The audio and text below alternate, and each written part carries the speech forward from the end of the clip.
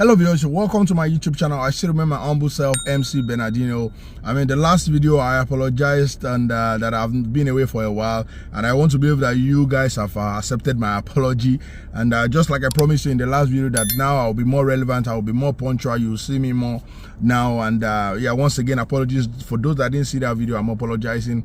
It was because of work, but now I'm back and better. Now this is your own boy MC Bernardino, and this is Canada Reality. We are dish out content for those that want to come into Canada or those that are already in Canada. My talk cuts across immigration, everything you need to know about Canada. Right, so let's begin. So just like I dropped in my last video, I just want to consolidate on my last video that I spoke about the cap, the limit on international students coming into Canada. Mark Miller, and the immigration minister, and also housing minister Sean Fraser, they both of them talking about capping international students that come into Canada so that the pressure, the demand for houses will be reduced. And the excuse they gave was that that landlords are exploiting international students, that what they are trying to do in essence is that they are trying to curb that so that international students will not be at the mercy of these landlords.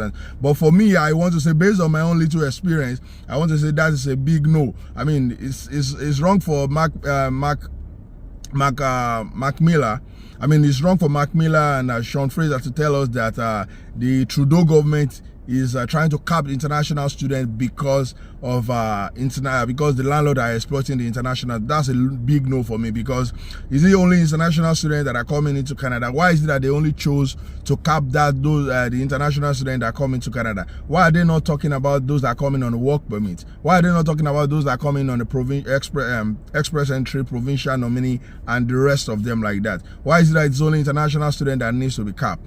And also at the same time, when you look at it vis-a-vis, international students, when they come into Canada, they bring in their tuition fee to Canada. They help to grow the economy of Canada with the tuition fee that they pay in Canada. So with the huge money that Canada government is making, over billions Canadian dollars that they make annually from international students, why is it that now are you saying that you don't need that money again? And based on the feedback that we're getting from schools, from school authorities, administration on this new rule that is about to be enforced, most of these schools are not okay with this, because most of these schools, they get a huge sum of money from the tuition fee that international students pay. So they feel that by the time we are now capping it, reducing the number of international students that some of these colleges, universities can take in, then you are trying to limit the funds they will get. And if you are limiting their funds, then that means that the development has been hampered. So now most of these schools are mitigating against this, saying that that is not the right thing to do.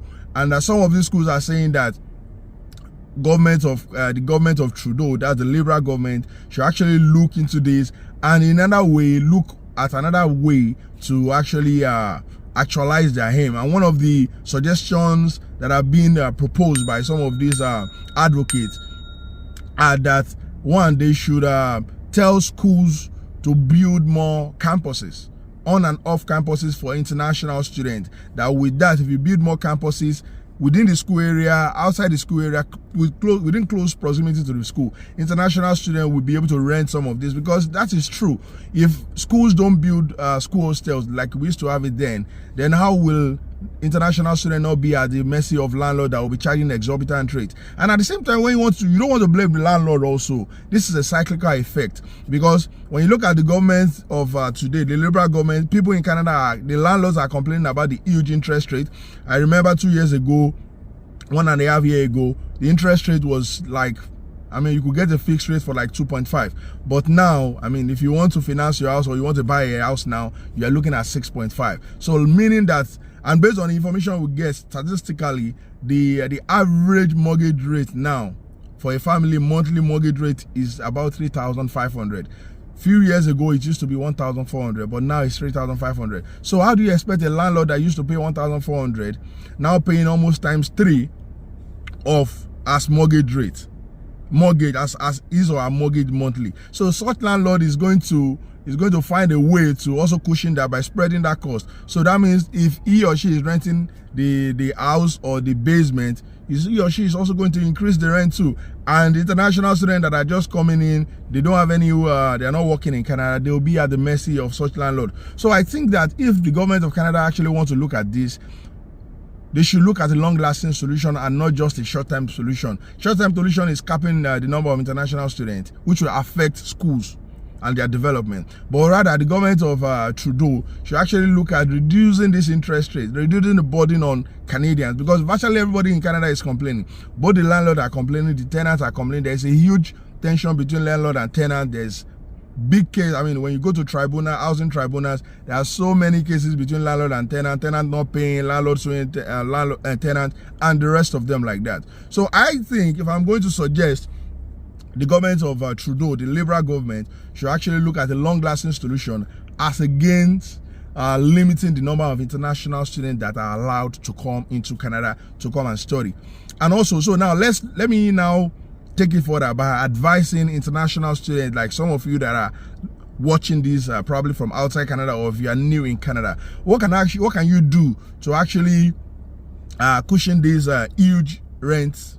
I mean, lacking unavailability of houses, because to be sincere with you, I know 2 or 3 international students that just came in, and I've been searching heavily for them to get house, to get accommodation. It has been very, very competitive, and some of them that I got accommodation for them, how much they are paying is not commensurate to what the place, the location, I mean the actual apartment.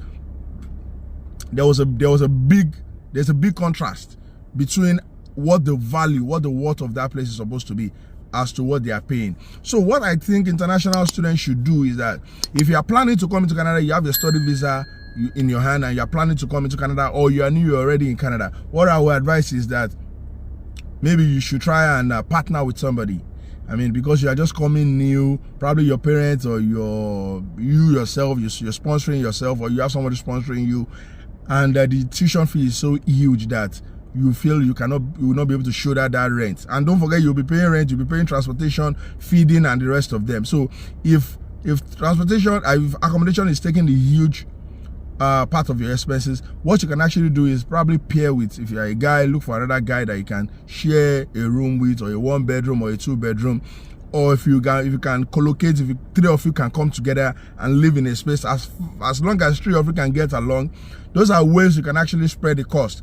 The landlord might say because you are 2 or you are 3, he or she is going to increase the rent. Fine, but it's not going to be as much as individually you taking the apartment. So those are ways you can actually mitigate this cost and try to reduce this huge rent that is going around now. Another advice I would like to give international students that are planning on coming to Canada, or they're already in Canada, or even you probably are a permanent resident coming in on a provincial nominee, but you are new in Canada. Another advice I can give you again is that apart from collocating with your friend, living together with your friend, another thing you can do is live close to school. I mean, if you live close to school, I know houses close to school might be a little bit more expensive, but when you live close to school, you've been able to reduce the amount you spend on transportation.